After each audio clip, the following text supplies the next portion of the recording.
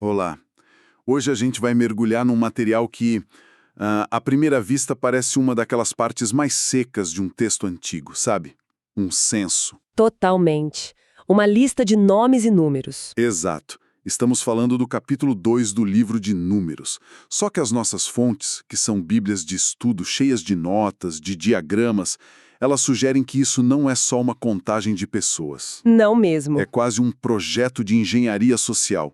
É uma planta baixa para construir uma nação inteira no meio do deserto. Então a nossa missão hoje é meio que agir como arquitetos. A gente vai pegar essa planta baixa, peça por peça, e tentar entender que tipo de sociedade ela foi projetada para criar. O que essa organização tão metódica, assim, de um acampamento no meio do nada, realmente nos diz. Essa é a pergunta central. Porque não se trata só de logística para, mais de 600 mil homens. E isso sem contar mulheres e crianças. É muita gente. Muita gente. Cada detalhe de posição nesse acampamento é uma declaração de valores. É tipo uma teologia transformada em geografia. A maneira como eles montavam as tendas era, na verdade, um mapa da visão de mundo deles. Certo. Então, vamos começar pelo ponto que mais chama a atenção em todos os diagramas. Não é uma tribo, não é um líder. Não. É um espaço. Uma tenda bem no centro de tudo. A tal tenda do encontro, o tabernáculo. Por que colocar ali, sabe? No epicentro de tudo. Olha, pensa no impacto visual e psicológico disso. Não importa em que ponto do acampamento a pessoa estivesse, ao olhar para o centro ela veria a manifestação da presença de Deus. Sempre visível. Sempre. Não estava num palácio elevado, distante, nem na liderança da marcha, mas literalmente no coração da comunidade. Tudo gerava em torno disso. Era o lembrete constante de que eles não eram apenas um povo, mas um povo teocêntrico. O centro de poder não era um trono, era um altar. E cercando esse centro tinha um perímetro de segurança, por assim dizer. Os diagramas mostram os levitas acampados num anel imediato, bem ao redor do tabernáculo, antes de qualquer outra tribo. Exatamente. E eles não eram apenas sacerdotes, né? A função deles é que era muito específica e crucial. Eles agiam como uma barreira de santidade, uma zona de amortecimento entre a santidade absoluta da presença de Deus e o dia a dia do povo. Espera um pouco. Então eles não eram só ministros religiosos. Eles eram uma espécie de guarda de honra sagrada. E isso. O trabalho deles era tanto manter as pessoas afastadas, quanto servir lá dentro. Precisamente. É por isso que eles não foram incluídos no censo militar. A guerra deles era de outra natureza. Era proteger a santidade.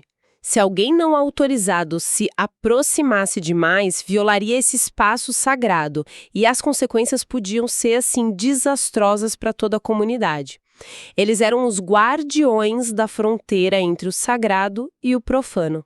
Nossa, isso muda tudo. Não é só organização, é um sistema de proteção espiritual. Ok, então saindo desse núcleo sagrado guardado pelos levitas, como o resto do povo se encaixa? Os diagramas mostram uma formação quadrada quase perfeita.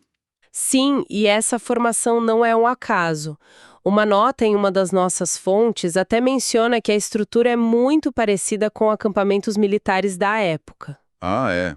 Sim, como os do faraó egípcio Ramsés II, ou até mesmo os acampamentos romanos que viriam bem depois. A forma era familiar. Então fica a pergunta. Eles estavam só copiando uma tática militar inteligente que aprenderam no Egito, ou tem algo mais acontecendo aqui? É revelação divina ou é só boa logística antiga? Essa é a questão fundamental, não é? A forma pode ser familiar. Um quadrado é uma formação defensiva eficaz, mas o conteúdo é radicalmente diferente. Como assim? Nenhum acampamento egípcio ou romano colocava uma tenda vazia com uma caixa misteriosa no centro e declarava: aquele ali é o nosso comandante em chefe. Entendi. A estrutura externa pode ter esses ecos militares, mas a lógica interna era puramente teológica.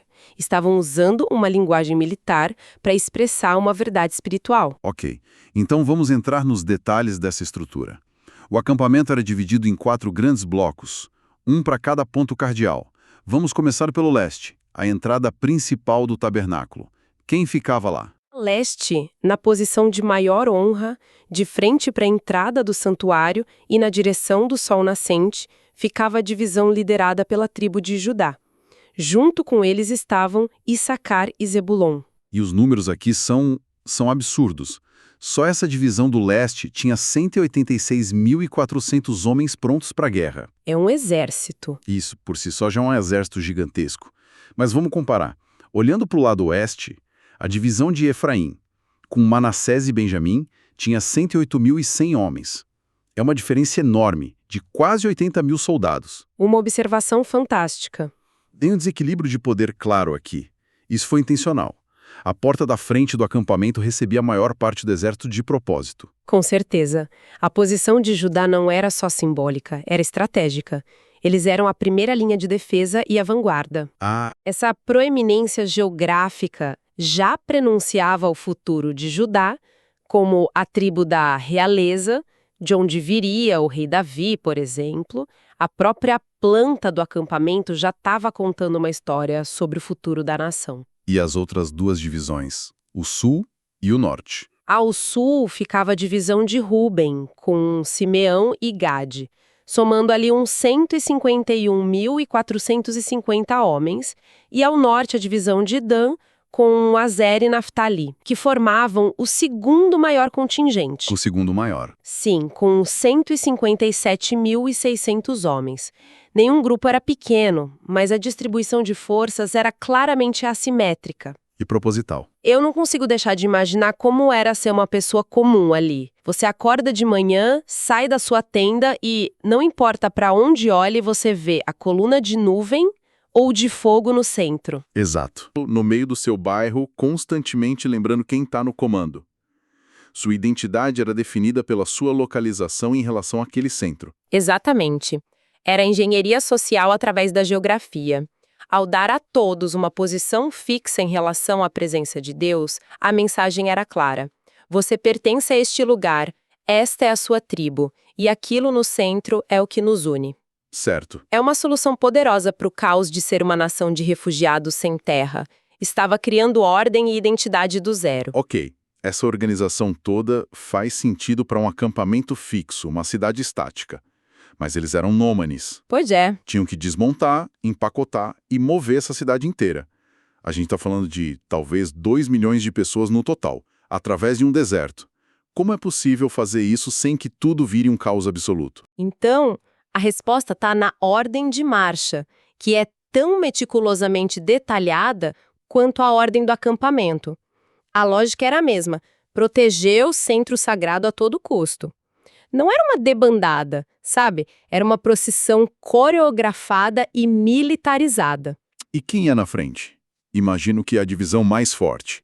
Exatamente. A vanguarda, o grupo que abriu o caminho, era a divisão de Judá, a do leste. Eles iam na frente, assim como ficavam na frente do tabernáculo quando acampados. A posição de honra era mantida. E depois deles? Depois deles, vinha a divisão do sul, de Ruben. E o tabernáculo, onde ele entrava nisso tudo, eles não o colocariam na frente, vulnerável, certo? Jamais. E é aí que a genialidade da estratégia se revela. Depois das duas primeiras divisões, vinham o coração da marcha, os clãs levitas carregando as partes desmontadas do tabernáculo. Ah, entendi. A Arca da Aliança, os altares, as cortinas, tudo era transportado no meio da coluna. Então eles literalmente criavam um sanduíche de exércitos em volta do seu objeto mais sagrado, dezenas e milhares de soldados na frente e dezenas de milhares atrás. Precisamente. O sagrado nunca ficava exposto. Depois dos levitas e do tabernáculo vinha a divisão do oeste, de Efraim.